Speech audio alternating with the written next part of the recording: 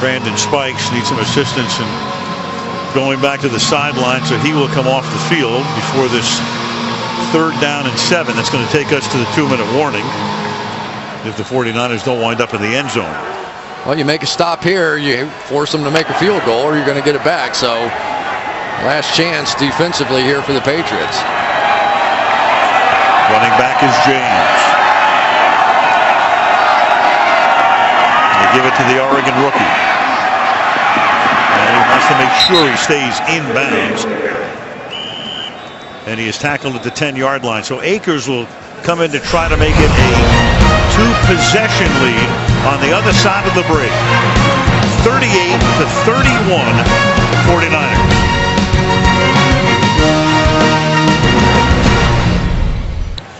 Wendy's post-game report after the game. Michelle on the field. Bob Tony and Mike Florio break it down, look at league news, and Chris and I will take a look ahead to next week in Seattle.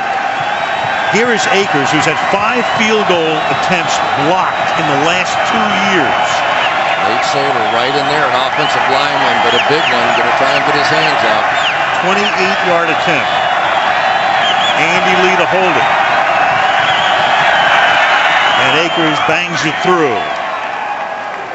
So with 1:56 remaining and no timeouts for New England, San Francisco up on top by 10. Got a hand in the vicinity of this kick, didn't quite get it there. Here's Solder. Just couldn't quite get it. It's an amazing comeback, but let's give credit to the 49ers. They hung on and really won it with their special teams. You know, the kick return was the difference in the game. No question about it. That was LaMichael James after 28 consecutive points. And Harbaugh, who already had a heart procedure earlier this year and is taking a lot of baby aspirin, able to breathe a sigh of relief. Looking at some of the action tonight, Kaepernick with 4 touchdown passes in his 5th start. Brady, nothing in the first half, but then on fire in the second half, leading him to 28 straight points to tie the game, but that didn't last very long because Crabtree, after the James run back, took the next play, the pass from Kaepernick in for a touchdown, and the 49ers trying to head back home with a mark of 10-3-1. Tell you, Colin Kaepernick made plays with his brain tonight that really impressed me. Looking off defensive backs, the ability to understand on that last play to Crabtree that it was cover 0. He was going to have one-on-one coverage, get it to his catch and run guy, Crabtree on the outside. He's done very intelligent things from the quarterback position. Only one mistake that I can remember. Very cool customer is Kaepernick, as Matthew Slater backs up to take it and takes a knee in the end zone. Well, we've seen stranger things happen. Really, at this point, you just have to get in field goal range, try and kick a field goal, try the onside kick. Who knows what can happen from here? Right, the minute they got into field goal range, you kick it. Doesn't matter whether you do it 7-3 or 3-7. Down by 2. 2 scores from the 20. Patriots have already run 82 plays tonight. That is a big, big number, and still down 10. 463 yards of offense for them. And Brady begins by slinging it to the outside, and that is caught. Lloyd working that sideline like a magician tonight. First down. Yeah, he does a great job with his feet. Let's make sure they get down. Yeah, and he didn't drop his heel on the line, which is what made the play. Smart player. Being at 12, it took only 5 seconds. And Brady throws, and that's caught by Hernandez, but he's tackled well in bounds by Willis to keep the clock running. 10 catches tonight for Hernandez. Along the way, Welker's caught 5 passes tonight and now has 100 for the season. 2nd and 3. Brady incomplete with Willis covering Hernandez there, making it 3rd down and 3. Aldon Smith just came off the field. Hurt his arm, so tries to wring that out and walks around on the sideline.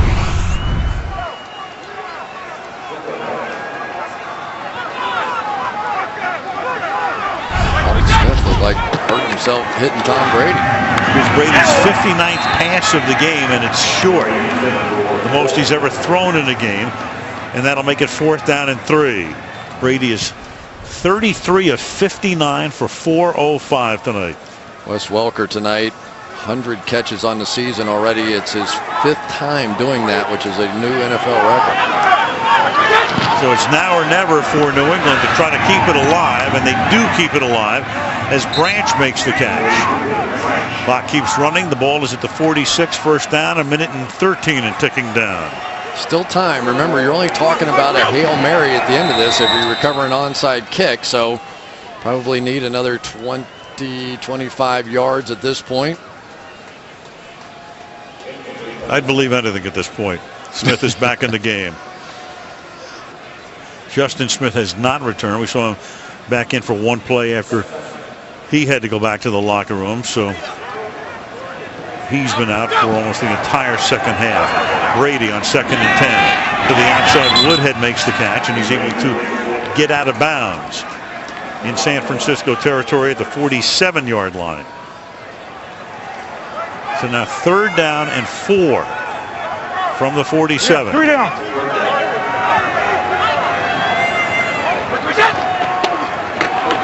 Three-man rush. 8 back. Brady deep over the middle, and that's incomplete. So once again down to their last gasp on 4th and 4.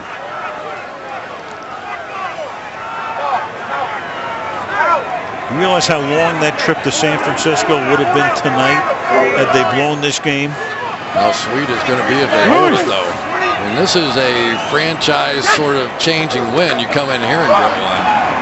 And on 4th and 4, Brady trying to keep the game alive, and it's Brandon Lloyd making the catch. So now they're in field goal range.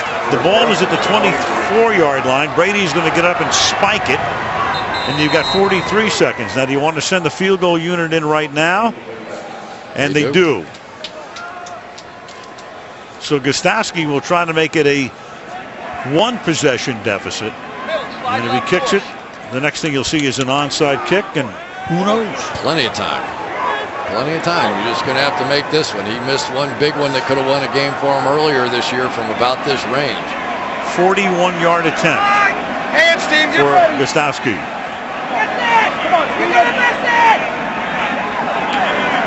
Esco puts it down. Here we go. And it is a 7-point game at 41-34. Don't touch that dial. And if you're with us to this point, you won't be touching the dial. There'll be whatever it is that they've kept in the closet for this moment will be coming out now. And remember, the special teams rules have changed a little bit now. It used to be you could overload one side. Now you've got to have at least 4 players on one side of the kicker, and you can have 7 on the other. And a lot of times the receiving team will answer with a wall of blockers and one guy behind that wall to make the catch. Brad Seeley at one point, a member of Bill Belichick's staff, longtime special teams maven. Telling his guys make sure you catch the ball. Yeah. Cover it up. San Francisco with a timeout remaining, right? So they could take a look at this formation and, if uncomfortable, call their timeout then. Randy Moss is out there. That's when you put the hands team out. The guys who can handle the football.